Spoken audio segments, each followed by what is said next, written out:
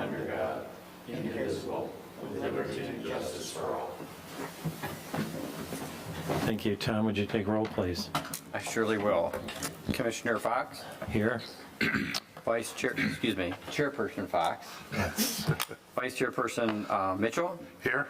Secretary Murphy is here. Trustee McMullen. Here. Commissioner Chisholm. Here. Commissioner Meyer. Here. And Commissioner Ekman. Here. All right, thank you. Item 4, approval of the meeting agenda. I moved. Support. Oh, did I hear me? Good. Okay. You did. Motion from Commissioner Mitchell, second from Commissioner Ekman. Any changes? All those in favor say aye. Aye. Aye. Opposed, nay. Motion carries. Approval of meeting minutes.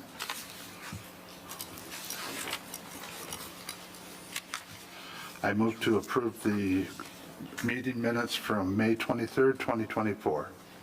Support. We have a motion from Commissioner Mitchell, second from Commissioner Murphy. Any changes to those minutes? All those in favor say aye. Aye. Opposed, nay. Motion carries. Call to the public. We have no one here this evening, I believe, that would like to speak, so we'll move right on to item 7A, Site Plan PD Application 24-03. This is the Redwood Living Plan Development, Phase 2. And I think what we'll do is probably turn the meeting over to our planning director, allow him to introduce the project. We do plan on going through the staff review letter, but if you want to add something before then, that's fine. And then we'll talk. Sounds good? Troy? Up to you. Thank you. This is a zoning map of Heartland Township. The primary major intersection in Heartland Township being US 23 and M59. Going east from that intersection on M59. This is the general area that we're talking about. This would be south of M59, actually south of Cundy. Redwood Phase 1 is under construction in this location, and we're talking about Redwood Phase 2, which would be immediately to the west of that on the Heartland Glen Golf Course property. I think I'm going to use this one. So this is just a quick site plan, kind of an aerial with the site plan overlaid.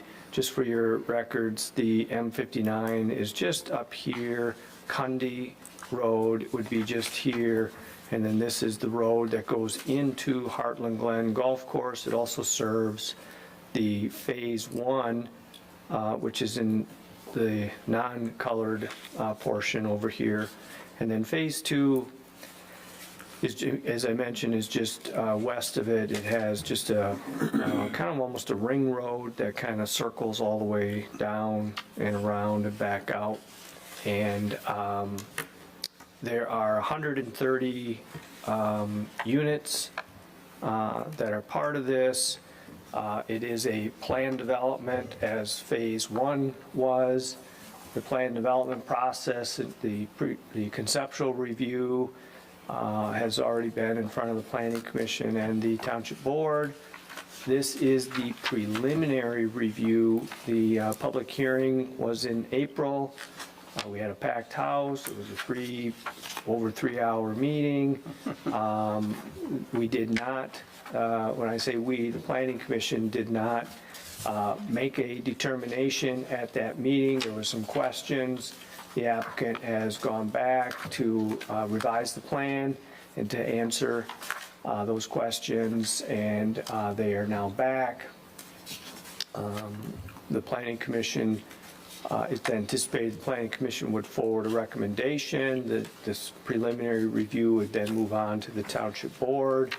Assuming that all went well, they would then proceed with final PD review, which also requires Planning Commission review as well as Township Board review. So that's the project in a nutshell. I might be looking at the older plan, what I'm looking at here. I'm not sure. I'm going to scroll down. Yeah, this is the plan I was showing you was the slightly modified, the prior plan that we saw in April. This is the the more updated plan. We can get into all that stuff later. Anyway, that's where the project is, that's kind of an overview of the project, and that's the process. So I'll be available to answer any questions you might have. All right, thank you. You want to come on up and introduce yourself, and if you need any time to say any more, please feel free, this is it. And after that, we'll go through the staff letter. Sure. I guess I could take the seat. Hello, good evening. My name is Emily Engelhart with Redwood. I just, thank Troy and the staff for such a great overview and really helpful comment letter and things like that. And we appreciate all of your comments from the previous meeting and the comments from the public. We have gone back to try and provide answers and changes to our plan and clarifications that we hope the township finds satisfactory. And, I'm happy to discuss any further questions that you may have on the plans. And thank you all for your time and input. All right. So what we're going to do is take a look at that staff review letter dated June 20th. And I am going to start on page 5. The rest of it is some history and some other things that maybe we'll touch, or we will touch on throughout the evening. If you go down there about a third of the way, revised site plan dated June 6, 2024, the overview. Troy, do you just want to touch on that for us? Yep. I'm gonna zoom in. Oops, sorry about that. I'll zoom in on this a little bit. I'm not doing a good job. No, I'm not gonna be able to zoom in. So I don't see how I can. I was doing that, it was taking me to the next page. So on this plan, what they did is in this area here, they widened this area between building ZZ and building CCC. They were formerly building T, but anyway, this area got widened. A berm has been installed in there, and some land. This does not really show the landscaping, so they increased some of the landscaping in this area. They've added some additional off-street parking spaces. The emergency access drive further to the south, they've extended it all the way to the south with the sidewalk. The other plan that I was showing you, if you remember from April, it kind of ended here. So they've extended that along with the sidewalk. They have an amenity area, which is, there's a sidewalk here, and it has I think it's like a library book drop in this area. Am I describing that right there? It's a little free library concept that, kind of a lending free library space for the community. Yeah, and so that's here, and then they've done some revisions to the landscape plan. Okay, so we're going to touch on a lot of those as we go through the letter here. So the next item, discussion of applicable eligibility criteria and PD design standards. If we flip on over, the open topic on that would appear to be recognizable benefits. The updated list is in the engineer's letter. If you happen to catch that, that was on packet page 51. Are there any questions, comments, or input on that? No.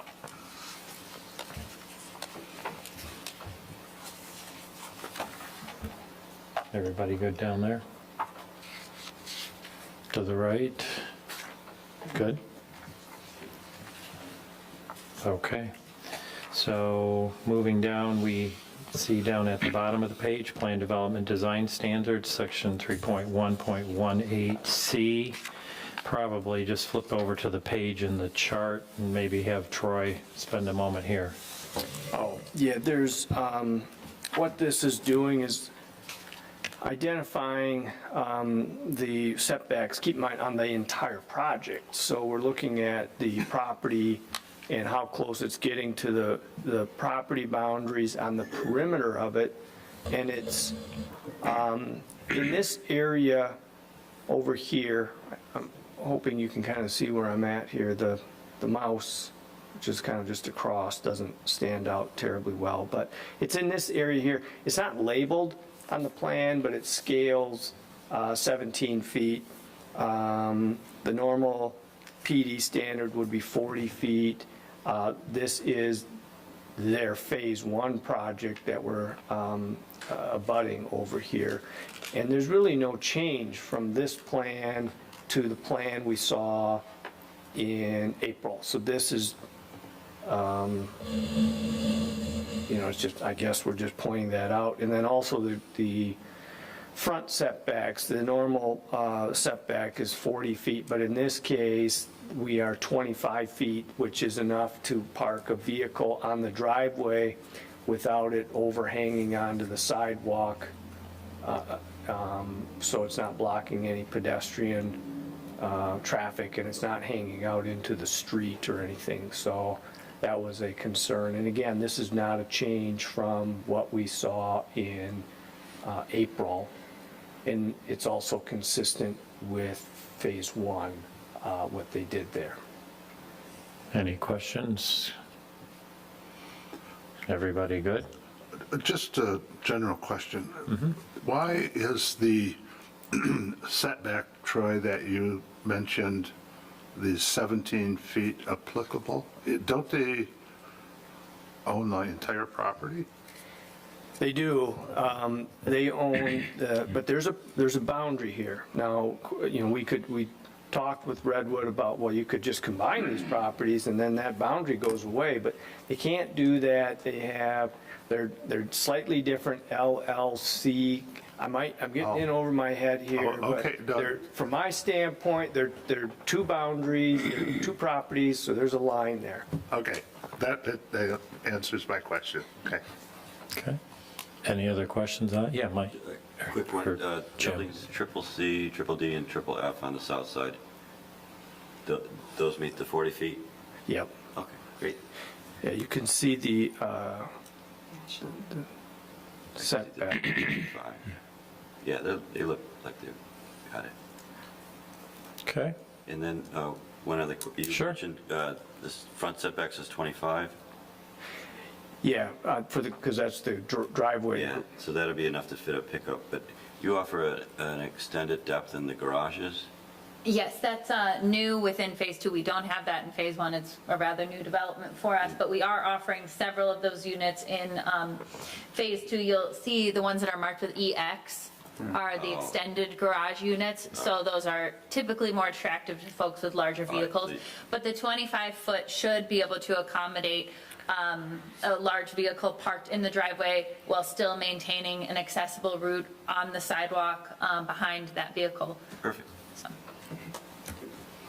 Okay, good. All right, so let's take a look at item 2 on page 7, parking and loading. Troy, you want to touch on that for us? Oh, we just did a chart to outline the required parking spaces. It was something like 293, and then what they have proposed. They've added some additional off-street parking spaces. They have some identified in the plan in a couple different locations, but they have a total, if you count the driveways, you count the attached garages, as well as the off-street parking spaces, they exceed the number of parking spaces they're required to have. Okay, any questions? All right, let's move on over to page 8, open space. Troy, you might as well, you got the map and the knowledge. So this is the open space plan. So the PD requires a minimum of 25% of the site to be open space. And they had, what did they have, 52.6% of their site is open space.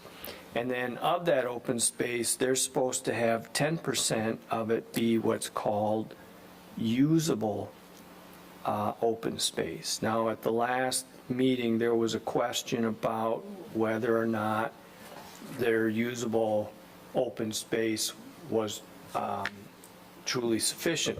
So they've modified that, and they are at 27.3%, but I guess that's still a question for the planning commission to decide if they feel comfortable with that, so.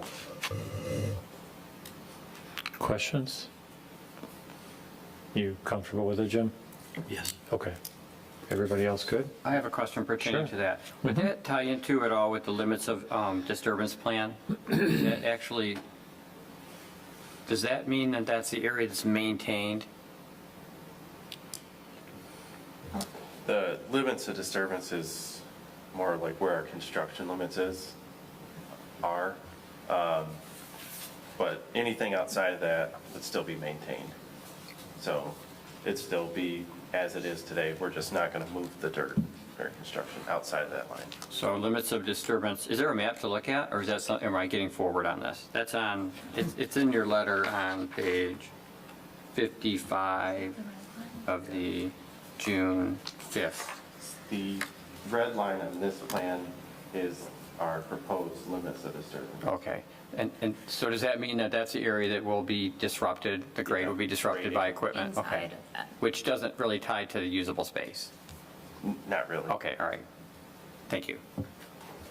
Along with that is tree and natural disturbance. There is no tree removal or natural disturbance beyond that. Correct. Beyond the red line. So anything Correct. within the red line will be disturbed, anything outside of it will be left as it is. Correct. Okay, thank you. Thanks, Jim. Okay. Let's see here. Item 4, sidewalks and pedestrian access. Troy, I think you kind of touched on it, but why don't you? Oh, there's a sidewalk plan here, hold on. So they have a sidewalk, this is their sidewalk plan, and you can see it kind of ties in with phase 1, but their sidewalk plan is kind of this loop, and really, their sidewalk plan actually would come down here. It's not shown so much here, but there is a sidewalk that would be heading south. To note, their sidewalk is actually, it's concrete, their street system is concrete, and they pour the street and the sidewalk at the same time, and there's no separation between the sidewalk and the street. They do the, what do you call that, the joint cuts in the sidewalk much tighter, so it has a visual different look than the street, but they are right next to each other. This is how it was in phase 1, and this is how it was in April when they were, there's no change with respect to that element. And then also to let you know, sidewalks are only on the one side in this. Again, similar to phase 1 as well as when we discussed it in April. Okay, any questions on that? Yeah, is the sidewalk colored? Is that correct? Yes, and we do, I'm not a construction expert, but I believe we started pouring them separately so that we can actually stain the actual color of the concrete rather than laying a stain over the top, that the whole, like throughout the entire sidewalk, that whole material is stained a darker color. It is visible on phase 1, I believe that's how we did it, but that's how we're moving forward for the future because it's just better maintenance. We don't have to, you know, the stain won't wear down, things like that, so. Okay, and back to that map, that the area that was noted, that's the, we'll go back to it. Yeah. Yeah, not a hurry. Sidewalk line, yep. That's okay. The area that was noted where it connects, or where it will possibly connect, right there at the center, that will also be colored, right? Yes. It'll be noted the same. Going down to any portion of our road that, you know, contains sidewalk would be stained where the sidewalk is Okay, thank you. located. Okay, any other questions on that topic? If not, I think we can turn to page 9. Heading Requirements for Preliminary Review, Section 3118 EII, Traffic Impacts. Talked about it last time. Troy, is there anything we need to There's add really here? nothing for new Link? here. Okay, any questions on it? Okay, so let's move on over to page 10, Fiscal Impacts. I think there was some questions about taxes and all of that, so are you just highlighting that here? That Yeah. they do?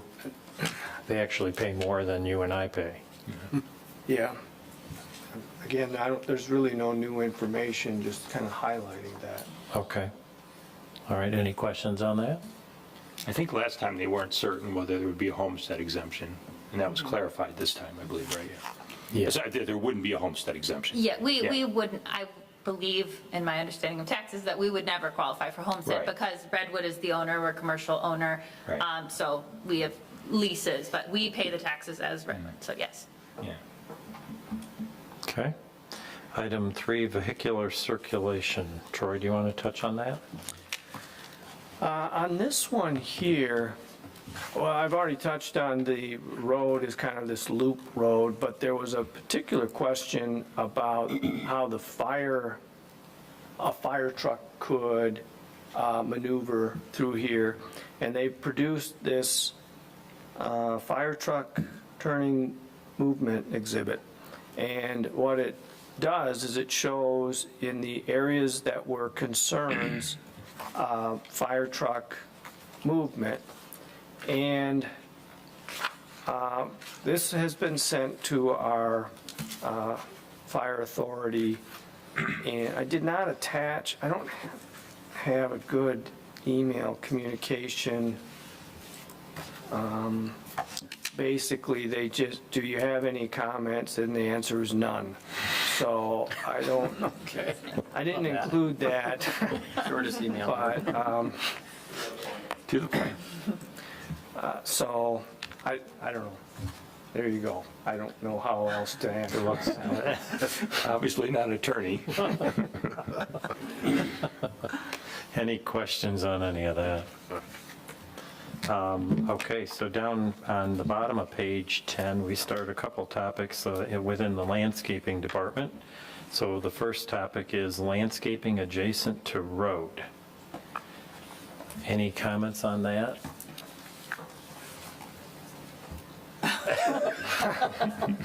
I get fed up. We just have to work your way. You know, I'm just going to follow what the letter says, you know, like, because there's, again, a lot of to be determines here. When we did phase 1, you know, we understood that some areas for street trees, you've got that 40-foot wide driveway, you can't do a tree every 35 feet, we get it. But we found places amongst phase 1 to kind of put in more trees in other areas.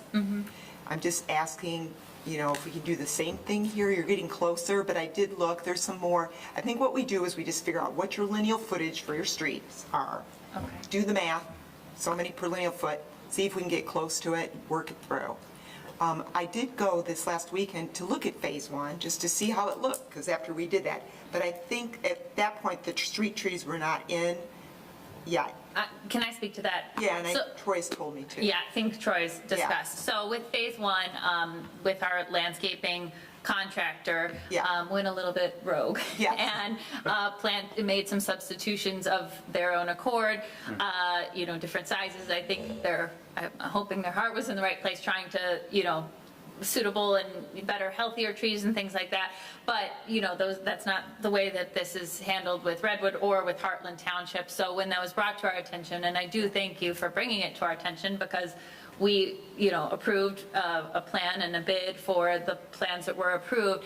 And so with discussions with that landscaping contractor, they have removed any trees that are not matching on the landscape plan. Those are on order from a nursery in North Carolina. So they will be delivered. It's unfortunately a little bit of a delay, but we want to deliver what we promised and what is expected by the township. So that is what's happening. But right now, yeah, you're certainly not going There's to nothing see to really- the yeah, I street just trees wanted- yet. yeah. But, you know, that is absolutely our priority, to make sure that the township's satisfied. If something in phase 1, you know, if there is an issue with a suitability or something, we will bring it to the township's attention before we make any changes. And I also did review the Phase 2 proposed trees with our same landscaping contractor to see if there was any issues on his end at this point, you know, before we propose them. Right. So, you know, he said he was comfortable with it and knows that moving forward, we will have to handle that the right way, so. But to your point about the street trees, we can take a look and Yeah. do the lineal foot calculation, see where we can add them. If you have any suggestions, Yeah. we're certainly able to appreciate the opportunity to see where we can put them in. Thank so. you. That's how I think we did phase 1. Yes. So, yep. So we'll just continue that way if you guys are fine, and that's the end of that. But thank you for your extra efforts to try to make it right and also getting in front of it with him on this next phase. Yes, well, it's not the look you want to come in, especially when you're here with Phase 2, but, Yeah. you know, things happen, but we want to make sure that we do the right thing at the end of the day, so. Okay, everybody's good with that, so we'll move on to page 11, item B, buffering and screening. Any comments in the buffering and screening area? I'm going to comment on where you did that berm and you added in the fencing. And again, I was out there looking kind of at your, you know, your development. The fencing that you've got kind of like privacy screens between units, is that white, you know, privacy screen? Yes. But in this case, where you're proposing your screening fencing, I think we don't really want it white because it's just going to be bright. So if I was abutting it, I just want it to go away with your landscape, where you've done landscape. So could you, it's not any more money, just do it in a tan? I'll see if what they we could can that. do to get it. Because we're not really trying to use it for like a decorative, like you've got around your units. Yeah. More, we're trying to do it just to kind of screen and be nature's, just an idea. I You guys will, get that? Good point. Yeah. I think it should be, tan is usually the normal color. I don't think it should be a hardship. okay, thank you, yes. Okay, any other questions on that? Sure. Yeah, so last meeting, I felt I was a little tough on the situation between building double Z and triple C. And I didn't know how you guys were going to solve that, but I really like what you came up with. I think it makes a huge difference. You don't have, you know, building double Z where it used to be was, and being 9 foot higher than the neighbor. I just felt it was very intrusive, especially, you know, when that neighbor purchased, it was zoned differently, and regardless of how it was zoned, to me, it was very intrusive, and I just really like what you did there. I think you were very successful in coming up with a new design and a solution for that. Thank you. Great. Anybody else?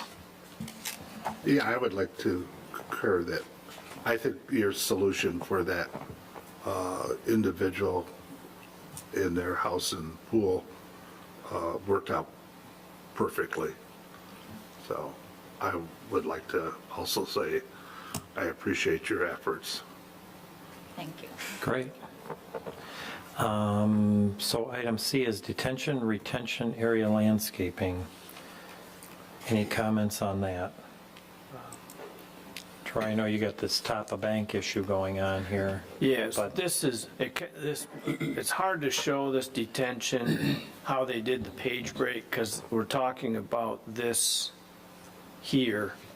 And we'd asked in order to calculate the landscaping around that, you have to know kind of where the top of the bank is. They do have a figure of, I don't know, 900 feet, 905 feet or something. So I'm not sure how they calculated that. They didn't show us the top of bank, and we've just asked that when they get to construction plans, that they show that top of bank at the construction plan stage, and we'll finalize what's required per that formula. It's pretty objective when you do it that way. It's not really, sometimes landscaping can get a little bit more in the subjective, but this is pretty objective. It's just however many lineal feet you have to do X amount of planting there, so. Everybody comfortable? Good. Okay, let's move on over to page 12. Other comments regarding landscaping? Are there any comments anybody would like to make on the list of items there? under that heading. Is this where we should talk about the low mow, no mow situation? We certainly can, Okay. sure. Troy, if you don't mind just pulling that up. Yeah, I'll try to find that.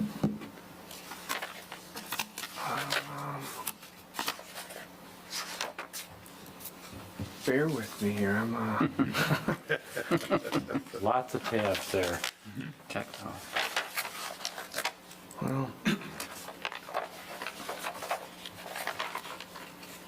Here, is this the, Yeah. Yeah. That's the, somehow I got here. You made it, John.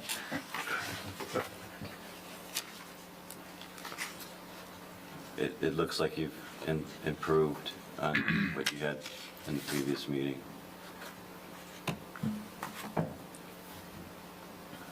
Better. Very good. I wanted everybody to see it and see if Yeah. anybody else, because I know I wasn't the only one that had concerns about it last time, so I just wanted to have it pulled up on the screen. And Okay. Any other questions or comments on the drawing? Mike, you're good? Yeah, I'm good. Okay. Any other comments on the topics under other comments regarding landscaping? Any landscaping comments right now? Okay, so let's move on to item 5, architectural building materials. Purpose, just to identify that it's all the same as number 1, phase 1? Yeah, their goal was to match. We, quite frankly, we were pretty hard on Redwood during phase 1 to get them to upgrade building materials. And when they came in, they just said, they're just gonna match phase 2. So there wasn't a lot of discussion on architect. Once they said that, we didn't have a whole lot of, in fact, their plans are just kind of reiterations of phase 1, so.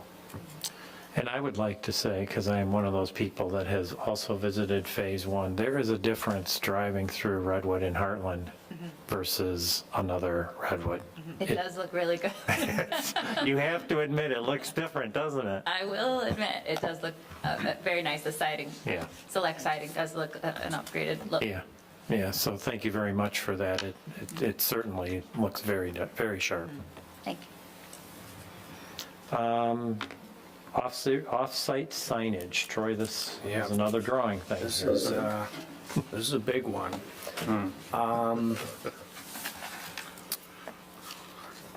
I don't know what I did here. I'm trying to get to, here. Okay, so they are proposing to install a sign off of their site. This would be north of, let me That works better. go to an aerial. So their property ends in this area here. And then you have some property north of Redwood, south of Cundy. And then there's this property north of Cundy, south of M59. It's this area here. This is no longer Redwood property. Ordinarily, businesses are not permitted to have signs off of their property. So this is the area that we're going to be talking about. I'm going to show you a site plan, but just keep in mind, this is the area that I'm referencing here. Bear with me, I'm not the best at getting around on this, but, so they want to install effectively two signs. Not permanently two, but it's almost like I have to walk through this historically. First, there currently is a sign there for the Heartland Glen Golf Course.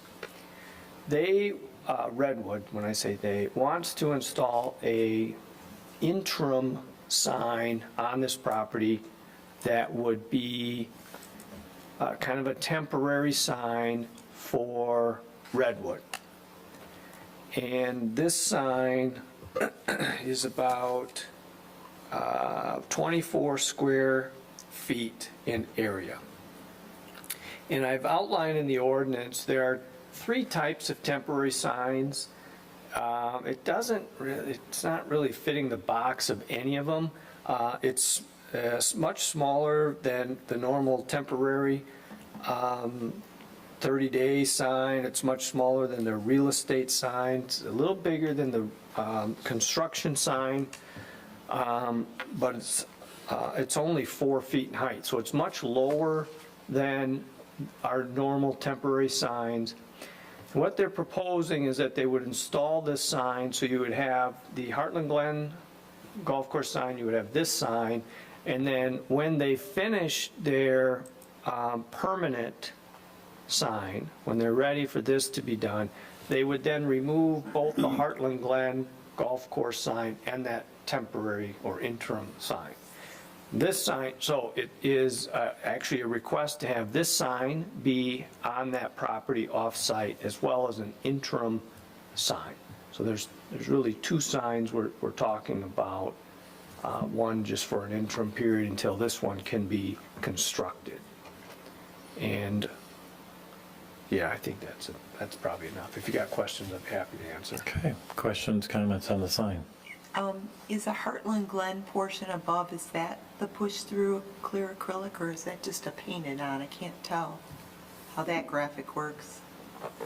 I don't, the owners of the golf course here, I don't know if I can refer to them, but I don't think we had discussed if that portion was going to be lit, or if it would, I mean, it would be, I think, the same material. It would be constructed all as Aluminum. one, but I don't think the top would be lit, just the Just redwood part. the redwood. I don't think Yeah, just anybody's curious. doing night golfing. But it wouldn't be like a painted, wooden sign and then No, I think it's acrylic. probably aluminum cabinet Okay, with the yeah. painted, but I just wasn't sure about lighting at night, reading it, how it worked, because you've got the push-through. I guess you'd have the option when you Yeah. put the application in. Yeah, I think it's a good outside. question. Yeah, just- You know, if they want to advertise the golf course even at night Sure. for those driving by. If we can You- get something coordinated with the township that is satisfactory to the owners of the golf course. Yeah, I'm sure you can. The only requirement we're going to have is the part Size. that's lit are the letters Yep. and the logos and all of that and the size, and we're in compliance on the size because as I recall, it was 10 feet before in height. Yeah, they Now had, it's 7. so they've modified it to Yep. 7 feet. So the one thing that might be a little different about Heartland Township is basically, when you illuminate it, just these letters could be, and maybe this logo-ish component. So the rest of it, the gray, would not be illuminated. No. This might not be the best design for illumination, but that'll be a choice you guys would make. Yeah, it's a concept, it's not an application. Yeah. So, any questions, comments on the signs? Everybody comfortable with the temporary and the permanent sign? I do. It doesn't pertain to the temporary, but to the permanent. So thank you for that. So it was 10 feet tall, correct? We had looked at 10 and now we're looking at 7? Yes. Okay, all right, thank you for that. Appreciate that change. Now that sign is measured off of the surface that the sign currently, whatever the grade is down in that area, because it is kind of low. So that would be 7 feet up from that area. When the final grade is established there, will that sign be raised up from where it currently is? In other words, when you're on M59, is that sign going to come up? I don't know if you can speak to that yet. I don't think we've looked into that in much detail yet. So if we had if 10 feet was too much for us and 7 now works, but if the sign is raised up, I'm curious about where the inevitable final height of the top of the sign will be. Well, why would it be raised up? This is I- an area that's going to be excavated, or it's not part of a construction. I don't know This that. lot. I don't know. Where's the, I mean, they would need grading permits to do anything like that, I would imagine, to change the grade. There's no proposal to grade this area. So if they came in and said, well, I want to build a 20-foot berm and then put the sign on top of it, that would draw flags, that would draw concern, why would Okay, we wouldn't- then that answers that question then. So there's no request to change the grading there then, which would raise the sign? No. Okay. All right, thank you. Okay, any other questions on the signs? Yeah, how long do you foresee the temporary sign being there? So Ideally, I think, we like to put our permanent sign out there as soon as it can be constructed. So I would think, from today, and I guess I don't know when the temporary sign would be eligible to be, placed on the site, if it would be at the end of the PD approval, or if there's a way to get it now, just because we do have phase one, leasing. I know they would appreciate the exposure for advertising. They're doing well from what I understand, but, just, it's been a golf course forever. So I would anticipate that we would hope to get our new sign out there sometime next summer when we're hopefully going, but, Okay. we could put, I don't know, a time limit or something, but, the goal is to get the real sign constructed and installed, and I think we did it relatively fast on phase one, so. Okay, Yeah. so it's not like the temporary sign's going to be there until the phase two is completed? No, I would not anticipate that. That would be my only concern. Okay. And I can check to make sure viable, but, perhaps within a certain amount of time of our first C of O on phase two, we would have to make the sign changed, or not sure how you want to handle it, but we'd be comfortable with something like that. Well, your permanent sign is bigger than your temporary Right. sign, so I'm guessing you want the bigger sign. Sure, and, it's. I'm going to guess. Yeah. Yeah. Any other questions on signs? Everybody good with the two of them? So I have one more, and it just kind of pertains in general. What happens if someday Heartland Glen is no longer a golf course, and that top portion is no longer needed? Well, it'll be something, and whoever buys it will probably want to put their name on it, just like Walmart went out, Rural King came in and put their name on. So, Troy, how is that handled? So let's say Heartland Glen turns into XYZ subdivision. So we've, the owners are here, and they have talked about potential development on that. Nothing is even remotely close to even a concept plan, but we've had some discussion whether, let's say it's a subdivision, and whether that new subdivision would want to take this, or if they would want to go somewhere else with their sign.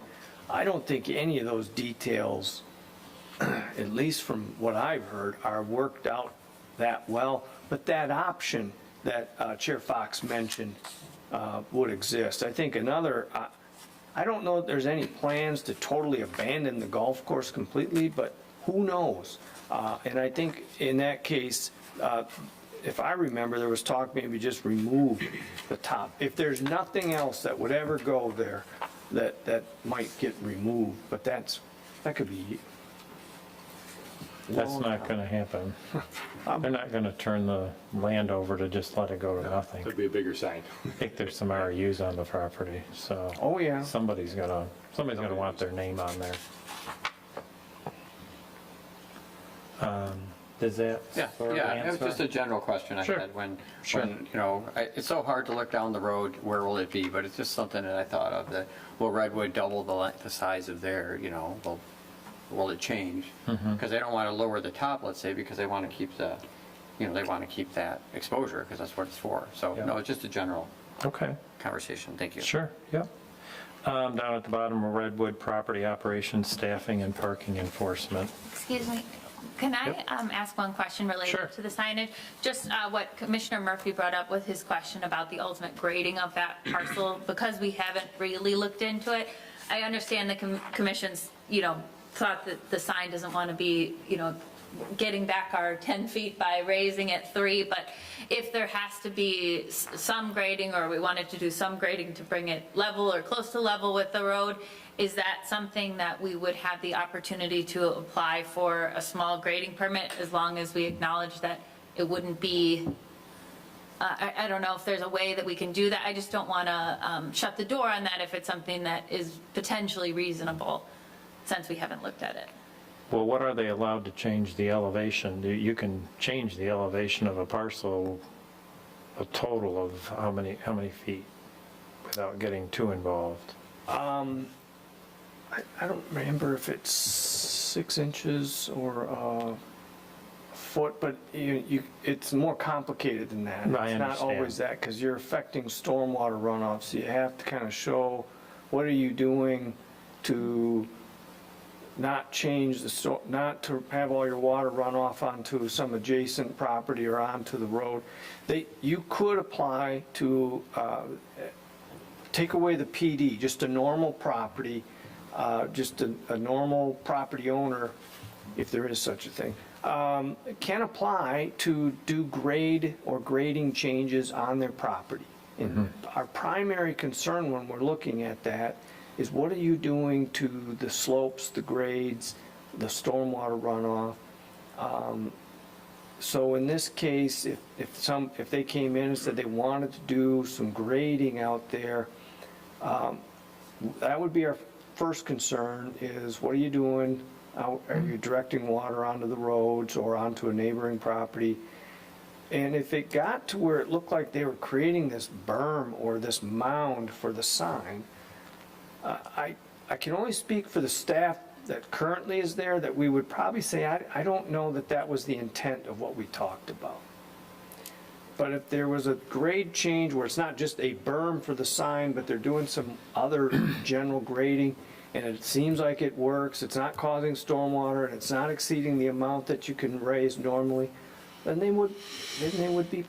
they have rights to do that sort of stuff. Well, We would not interfere with that. Yeah. Does that make sense? It does, and I don't, that land, that parcel probably hasn't been touched in 50 years. Other than So it's mowing, probably got yeah. some mowing, it's probably got some unevenness and some settling and some things that would benefit from a grade being reestablished. The Livingston County Trade Commission office would be able to answer some of those questions as well. Yeah. So So you we didn't would have- close the door to anything reasonable, it sounds like. Okay, great, Yeah. thank you. So we had some other comments, page 14. There was the applicant did respond to the public, some of the comments, questions that were made during the public hearing there. And then there is this section called other comments. Troy, was there something you wanted to add to that in terms of not that really. section? This is, these are comments that are carryovers from April. These are more typographical comments on the plans that we're confident we can get these corrected for the construction plans. Nothing, we didn't even stress it in this set of revisions here. Okay, any questions on any of that? Lastly, you got some other agency reviews, engineering, DPW, fire authority. You guys all comfortable with what's in those letters? Anybody here on the commission have questions or comments on those letters? No. All right, if you're so inclined this evening, there is a motion on the first page of the staff review letter that we have just gone through. I move to recommend approval of site plan PD number 24-003, the preliminary plan development site plan for Redwood Living Plan Development Phase 2, as outlined in the staff memorandum dated June 20th, 2024. Support. Okay, we have a motion from Commissioner Grissom. We have a second from Commissioner Mitchell. Any further discussion on any topic? Anything? All those in favor say aye. Aye. Opposed, nay. Motion carries. Congratulations, and thank you for another investment in our community. Thank you, we're very excited to continue to pursue this project, and I sincerely do appreciate all the time and thought that went into your comments this evening, so, All right. and previously. Okay. Have a good day. All right, you too. Call to the public, anyone? No? Okay. Planners report. Troy. I actually do have something.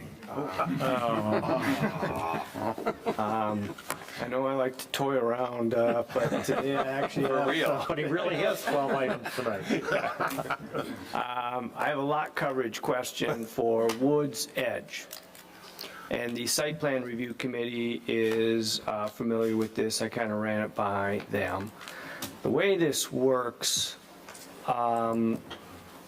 is we have a zoning ordinance here, SR, and it limits the lot coverage that you can cover on your property with paved driveways, paved surfaces, the house, the deck.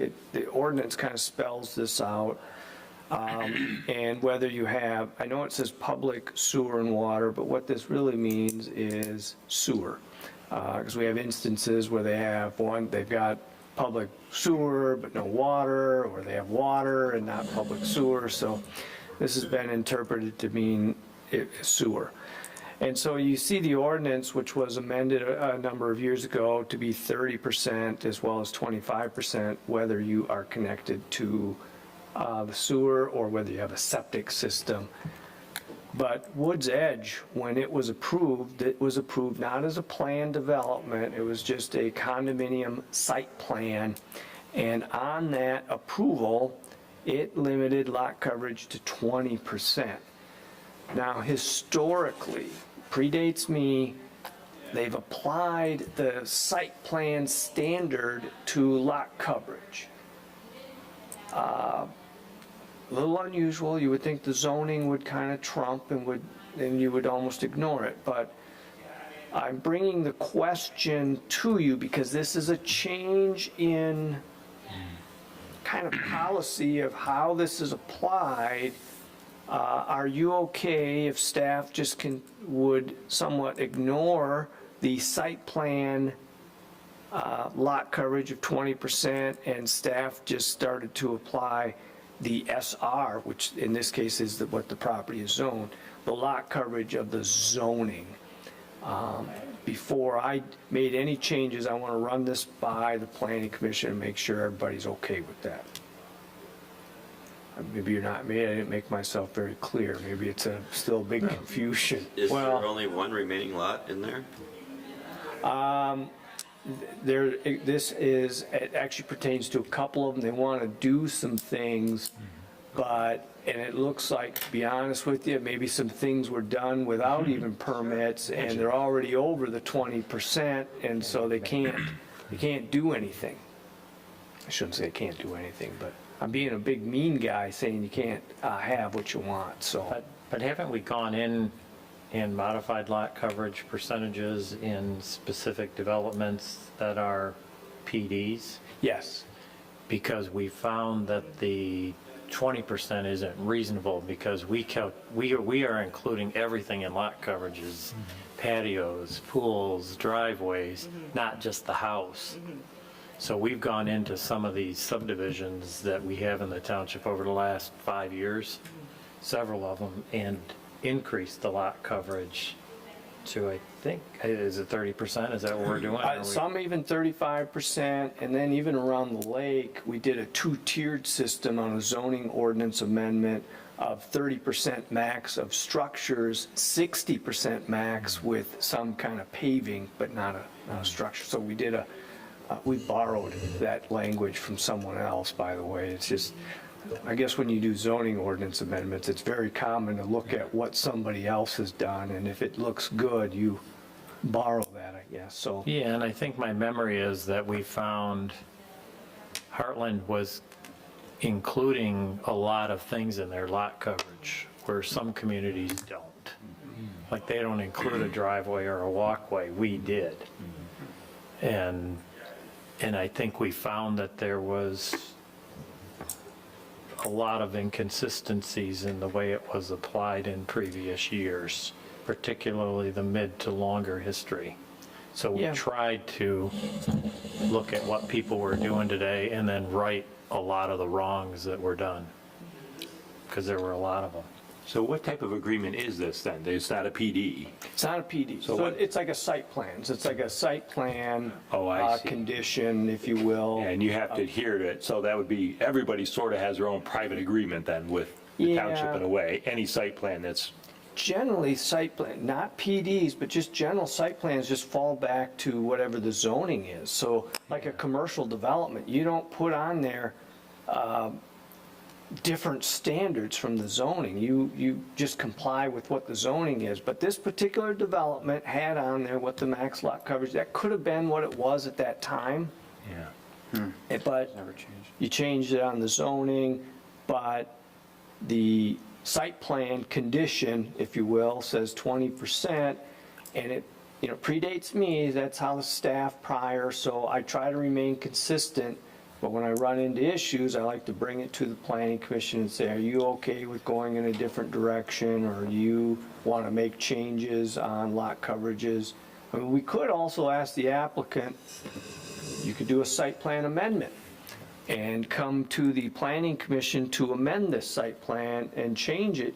That application would be $1,600 they'd have to pay. They'd have to get everybody's approval because you have to have the proper authority to amend the site plan, and now it's many owners. We could approach it that way where they're doing a site plan amendment, but it's a lot of money. It's very difficult to get everyone to sign off. Versus the planning commission saying, yeah, we think the SR would be the appropriate lot coverage, since that's what it is in the zoning district for everyone else. And then I could go about applying just the SR lot coverage standard.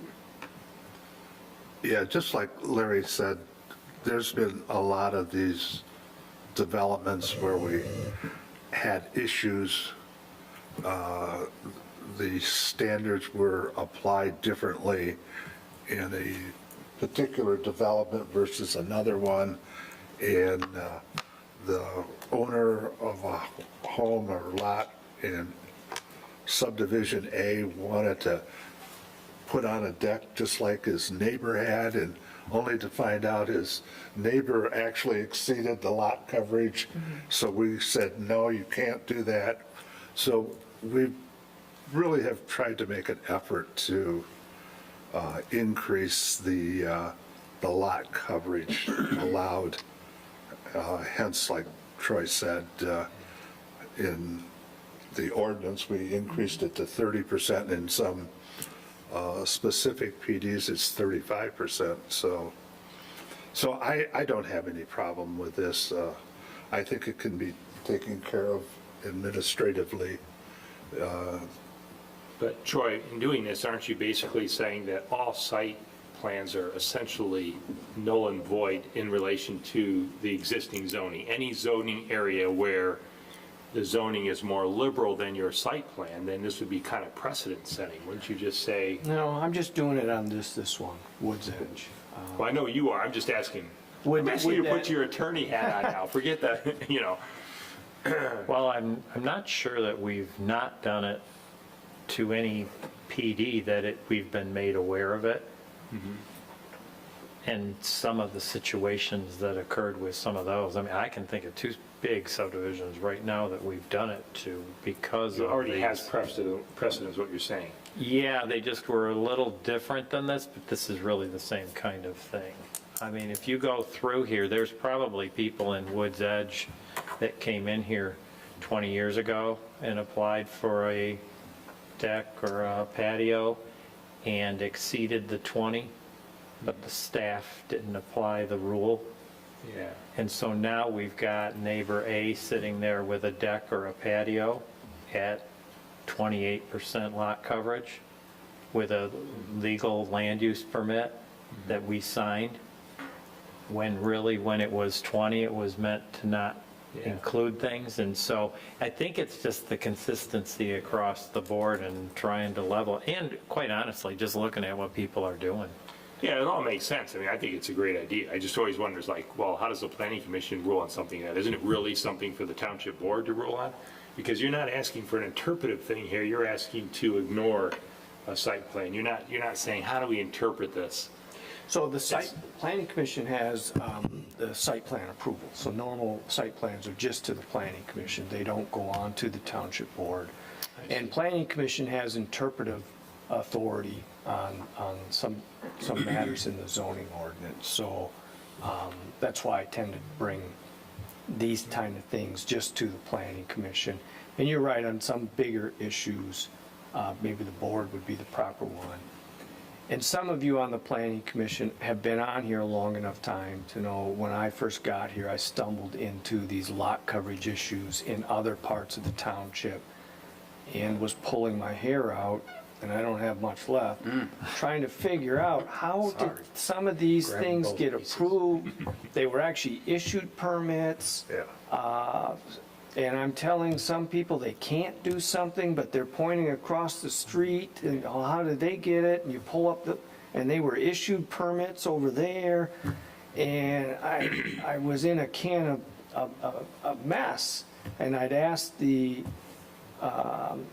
site plan review committee, I said, how do you guys want to handle this stuff? I'm getting beat up, and they're pointing to other homes, and they actually have land use permits that they probably shouldn't have had, but here's the reality I'm in. And so the planning commission helped me out a tremendous amount on that, and we did some changes on it, and as well as the board helped out with that. But this one is a little more simple.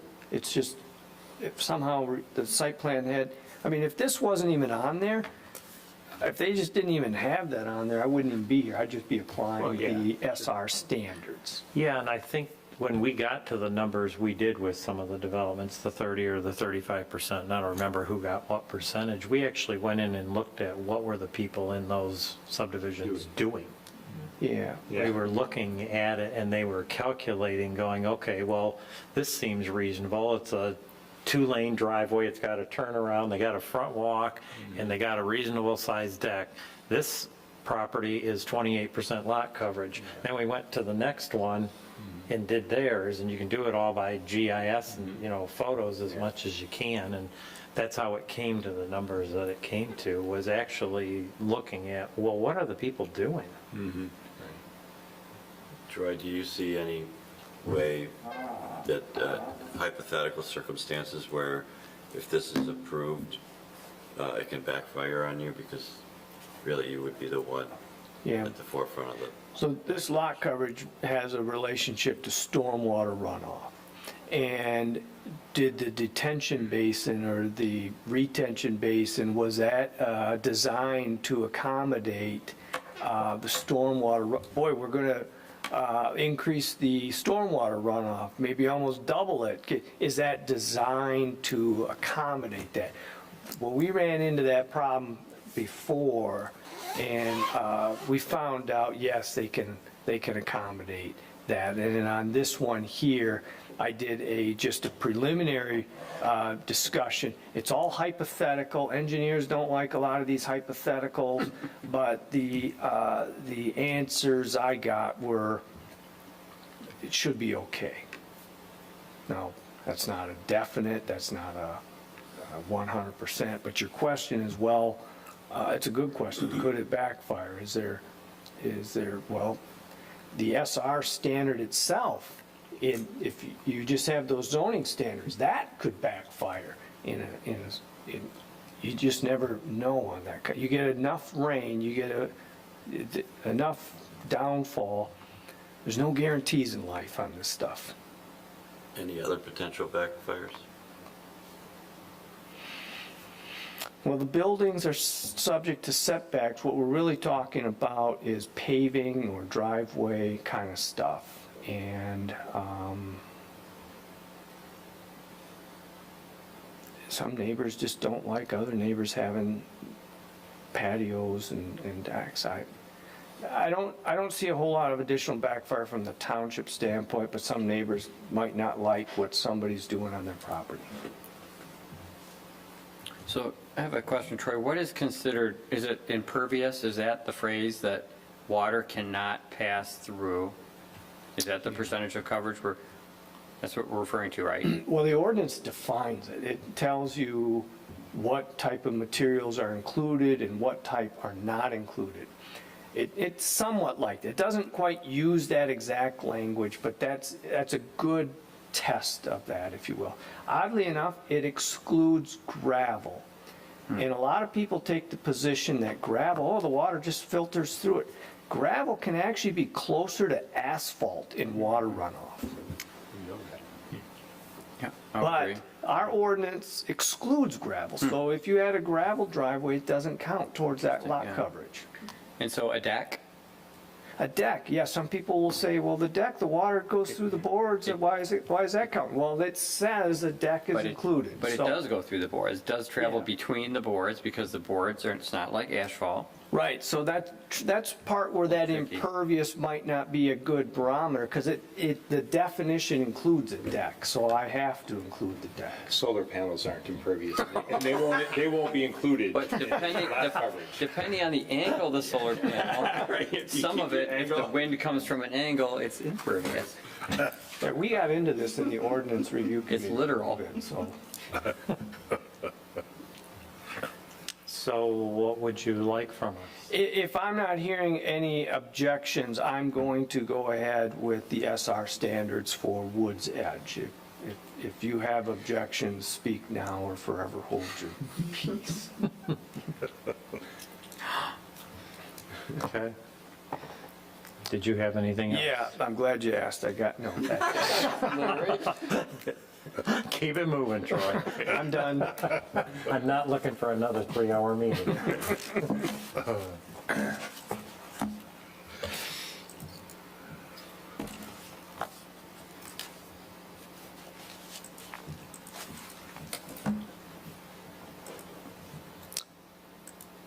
Oh,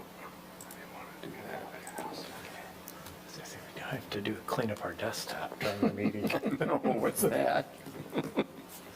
You have nothing else? Oh, nothing. We're good. Okay, so committee reports. Anybody else? Anything? Motion to adjourn, please. So moved. Support. Mitchell and McMullen. All those in favor say aye. Aye. Opposed, nay. Motion carries. Thank you. Hey, Tom, I might be calling you for one of your numbers. yeah. Oh, no, no, oh. Yeah, it probably won't be till next.